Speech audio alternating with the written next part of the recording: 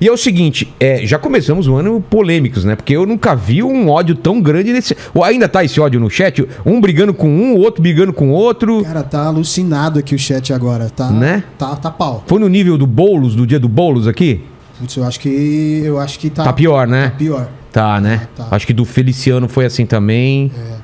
Cara, tem uns dias aí que o pessoal fica bravo com a gente. Os caras estão... Né? E o pessoal não entende que eu converso com todo mundo aqui, né? Nem conheço os caras, a gente tá trocando ideia, né? Uma ideia de boa aqui antes e vamos trocar essa ideia aí. Por que tem essa polarização tão grande? Vocês acham? Vocês têm uma ideia por que vivemos esses tempos tanto de não fala com esse cara, não dá palco pra esse cara? Eu acho que teve uma mudança tecnológica, uma revolução tecnológica. Toda vez que você tem uma revolução tecnológica na história da humanidade, isso afeta como a sociedade, como nós humanos organizamos, né, as nossas interações. Não é a primeira vez que a gente está passando por uma revolução tecnológica que muda depois a civilização. E no meio desse processo você está tendo uma disputa, você tem uma dicotomia entre visões de mundo. Tem uma turma com uma visão que eu acho totalitarista, que eu chamo totalitarista, e tem uma turma com uma visão, não, eu quero a minha liberdade, quero fazer as coisas desde que eu não atrapalhe os outros, sem ter que ficar prestando conta para ninguém, eu sou um homem livre. Essa disputa totalitária com a liberdade, o mundo já passou algumas vezes.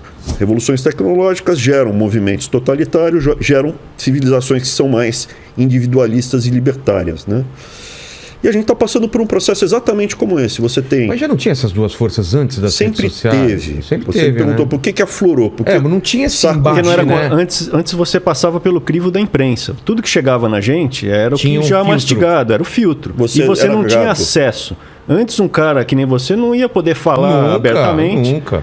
E hoje, hoje a televisão, a gente que tem Twitter, você tem mais interações do que uma Folha de São Paulo. Né? Então hoje um cara comum pode falar muito mais interessante do que você assistir uma porra pasteurizada na televisão. E isso aí atrai embate, né? As pessoas se digladiam aí na internet e falam, a minha posição é essa e a posição do outro. Mas é uma coisa que eu acho que passa um pouco pelo que você já falou, Abraham, mas é uma coisa de... Cara, eu cresci com a gente conversando com o seu tio, com o seu pai, com ideias contrárias e sempre foi de boa. Não era assim, não vou falar nunca mais com você, sai da minha frente, seu fascista, seu comunista. Não era assim, cara. Escalou por uma coisa mesmo de ofensa e de não posso conviver com essa pessoa. Não traga essa pessoa pra conversar, assim. É uma coisa que eu não entendo. Eu realmente acho que a revolução tecnológica, você vai o quê? Buscar com essa última, né? Cada uma teve um perfil diferente. Mas você está falando, por exemplo, o rádio... Isso, rádio, a imprensa de jornal. A imprensa de jornal, quando começou a imprensa de jornal, eles grudavam o jornal. A igreja controlava a informação. De repente, todo mundo podia ter a Bíblia em casa. Já mudou pra caramba. A máquina a vapor, entendeu? Como a sociedade se organiza? Antes você tinha... fábricas, antes você não tinha fábricas, passou a ter fábricas. Na fábrica existe uma uniformização das pessoas, as pessoas ficam muito parecidas, saem no mesmo horário, têm os mesmos interesses, o mesmo salário.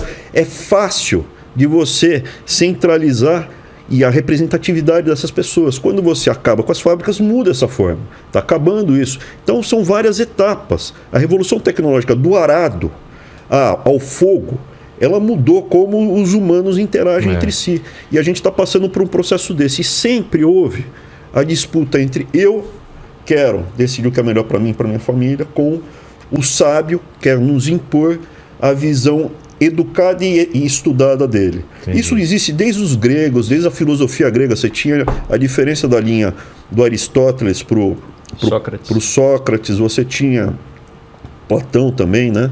Você tem o embate dos gregos com os persas, você tem na Segunda Guerra a Alemanha. Por que a Alemanha nazista surgiu? Por que o comunismo surgiu? Então esse embate, mesmo na Ásia. É sempre o cara que é a favor da liberdade individual, então aristotélico. Você se defende e você paga o preço disso. Você sempre vai ter que defender sua liberdade. E o Sócrates... Porque parece que ela está sempre ameaçada, né? Mas ela sempre está ameaçada. Sempre, né? Porque sempre tem alguém querendo tirar sua liberdade e falar, eu vou mandar em você. Essa sensação de liberdade, ela ela é falsa às vezes, porque a gente sempre... Desculpa, eu pisei no pé de alguém. A gente sempre tem que estar atento, porque qualquer momento vai tirando aqui, vai tirando ali, quando você viu, né? É sempre um processo difuso. Porque, veja, o pior de tudo, alguns movimentos totalitários que já estão bem estruturados há algum tempo, né? Como, por exemplo, o comunismo, o marxismo, eles foram se estruturando. Então, quando fala assim, comunismo, não é mais o stalinismo. Ninguém mais prega. Não é aquilo. Virou outra Revolução coisa. Revolução armada, não tem mais. Não tem mais. Não é nem mais Gramsci. Não é mais Gramsci. Não? Agora você está na linha da escola de Frankfurt. Mas explica pra gente o que é, porque né, às vezes o pessoal a gente vai falando nomes e não vai Gramsci explicar. Na década de 30, ele foi preso, era comunista, e ele na prisão escreveu um livro e ele falou, não é mais revolução armada. Por que revolução armada? O que se dizia, o Marx, é que a partir do momento que um país fosse comunista, o resto do planeta viraria. Ele acreditava que ia ser. Isso, Sim, e não se transformou. Então ele falou, deu errado, não funcionou, vamos fazer o seguinte... A revolução agora vai ser intelectual. Cultural. A gente vai entrar na cabeça das pessoas, então vai dominar universidades, jornais. Essa foi a grande sacada dos caras. Não, do Gramsci. Do Gramsci. Dele, né? Agora é outra etapa. Aí vem uma etapa Já... posterior, vem a escola já... de Frankfurt. O Gramsci já é passado, cara. Os caras que você traz aqui para conversar, eles não são o Gramsci. Eles são escolas de Frankfurt. Então, mas qual a diferença? Qual foi essa mudança? Escola de Frankfurt, resumidamente, era um Então vamos colocar, só para entender, Gramsci, ele acreditava que a dominação era pela mente e não pelas armas. Sindicatos, universidades, jornais, mídias. E a escola de Frankfurt? É o niilismo. Foi depois. Da escola de Frankfurt depois. Então, mas o que mudou? É a destruição do indivíduo. E aí você se afasta das linhas tradicionais, que, por exemplo, o sindicalismo stalinista são os sindicatos, é o trabalhador, é o proletário. Aí eles descobriram que o proletário quer cuidar da prole dele. Quer bem-estar. Quer comprar coisa, quer ter comida, quer viver. Então não serve. Se ele puder ele melhora de vida, ele se desengaja. Exatamente. O objetivo veja, como no fascismo eles falam, nada fora do Estado, nada contra o Estado, tudo pelo Estado. Tudo eu que controlo o Estado, eu vou te impor. Entendi. Então, essa é a proximidade. Por isso que quando as pessoas falam, o nazismo e o comunismo são parecidos, o fascismo tem muita coisa parecida com o comunismo. Inclusive, o Duce era comunista, né? O Mussolini, né? E depois ele virou fascista. A linha principal é o niilismo agora. O que é o niilismo? É a destruição do indivíduo, porque a estudante... A liberdade individual. É a dialética destrutiva. Eles destroem tudo. Quando você destrói tudo família não é boa, a sociedade não é boa, o capitalismo não é bom, tudo é ruim. Você destrói o processo da construção intelectual. Parece que é loucura, mas não está documentado. Um dos grandes filósofos dele, um dos profetas caídos deles, Herbert Marcuse, falava, a ciência é burguesa. A matemática está a serviço do imperialismo americano. Então, por que você começa a contestar a pessoa com números? Pô, não, mas espera aqui, tá aqui, ó. Aqui, tá, não. Você vai escutar. A matemática está a serviço do imperialismo. Ou a biologia é opressora. Fala, existe macho e fêmea. Para mim, fiz biológico, entre os mamíferos. Fêmea. X, Y. São cromossomos. Não, a biologia é opressora. Mas aí é um negacionismo. Cara, mas o biologia. Então, negacionismo da ciência, né? Eu durante muito tempo tentei entender, até para poder me adaptar antes mesmo, quando eu vivia a minha vida inteira na iniciativa privada. E como é que você interage com esses malucos? Porque eu tenho que antecipar como ele vai se comportar. É uma religião sem Deus, uma religião profana. É parecido com uma religião. Com dogmas, eles começam a sua catequese, eles catequizam, eles têm o discurso, eles têm a liturgia, eles fazem as cerimônias deles, as missas profanas. É muito parecido, porque a missa, quando eu falo missa profana, não é que eles fazem nada, não é isso. Eles cantam os jargões dele, eles falam, eles batem palma. Fazem reuniões prolongadas. Tem a liturgia, entendeu? Você tem uma liturgia. Quando você vê, por exemplo, numa universidade, eles no saguão, dando as palavras de ordem, falando o jeito, batendo palma junto, falando os coros, é uma igreja. O dogma é uma verdade incontestável. Então, quando eles vêm com frases feitas, né, tudo pronto, e você não pode contestar, senão você é negacionista, isso é um dogma. Por isso que beira é uma religião sem Deus. Porque não existe Deus. Mas eu até falei de negacionismo porque... É que negacionismo é uma palavra... esses caras, veja... Não, o que eu tô falando é que essas pessoas normalmente são as pessoas que acusam os outros de negacionistas e eles são negacionistas em relação à ciência quando é interessante para eles. É isso que eu estou querendo dizer. Então. A própria palavra, veja, é um jogo tão detalhado, né?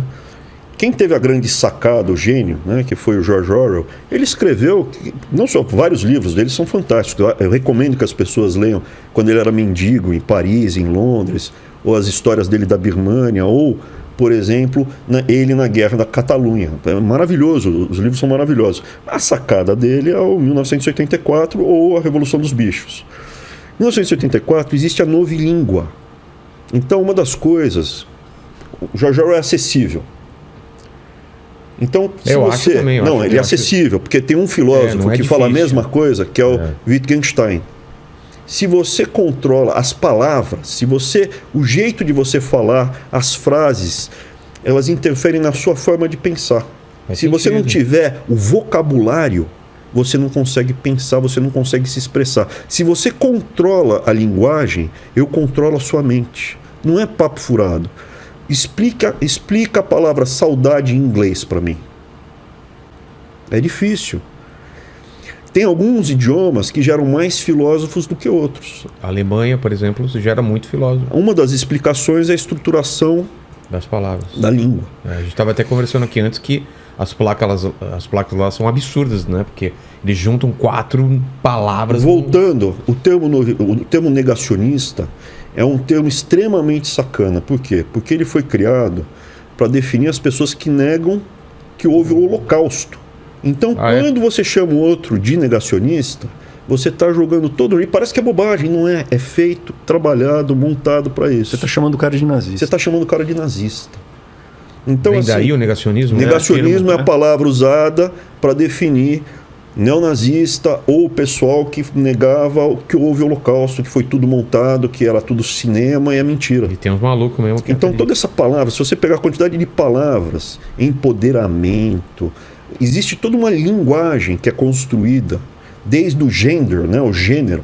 Pô, por que não fala sexo? Vamos lá aqui, o que é sexo? Ou como você se sente? Não tô. Se a Roberta Close vir aqui, eu vou chamar ela de senhora, não vou chamar o meu. Claro. Se o Tammy Gretchen vier aqui, eu vou chamar o meu. E aí, cara? Eu vou chamar de homem, cara. Agora, você tinha que manter pelo menos a raiz das palavras. Põe lá sexo, identidade sexual. Por que você cria as palavras? Para você ter controle do processo mental. E a escola de Frankfurt, ela é exatamente isso. E ela prega o que? A destruição, terra arrasada. A desconstrução total. O Marx já pregava várias vezes, ele fala várias vezes nos livros dele, que tem que acabar com a família. Várias vezes, porque você tem a sua prole, você vai querer o que é melhor para o seu filho e não para o Estado. Então tem que acabar com a família. Acaba com a religião, porque você acaba com as referências da pessoa. Se você tira a família, tira a religião, tira a pátria, né? Porque eles querem um grande poder universal. Único. Você perde a referência de nação, acabou. Só te sobrou o partido como referência. E a escola de Frankfurt, ela vai na essência disso tudo. Ela desconstrói tudo, o indivíduo. Por isso que ela prega, ela defende. Ela não busca mais estudantes e não sei... o lumpesinato, então é invasor de terra, é cracolândia, é drogado, é... tráfico. O professor não está lá para ensinar, está lá para trocar ideia. Então você tem uma série de desconstruções que são feitas na escola de Frankfurt que levam o indivíduo, o seu filho não é seu filho, ele é de todos nós, a sociedade, o Estado vai dizer o que é o seu filho, que talvez não seja menino, talvez ele vai decidir depois com a nossa ajuda. Então é a desconstrução do indivíduo da liberdade. Eu não gosto muito dessa simplificação esquerda-direita, mas eu topo fazer. Eu diria que uma pessoa de direita é uma pessoa que prega o quê? A liberdade do indivíduo e da família.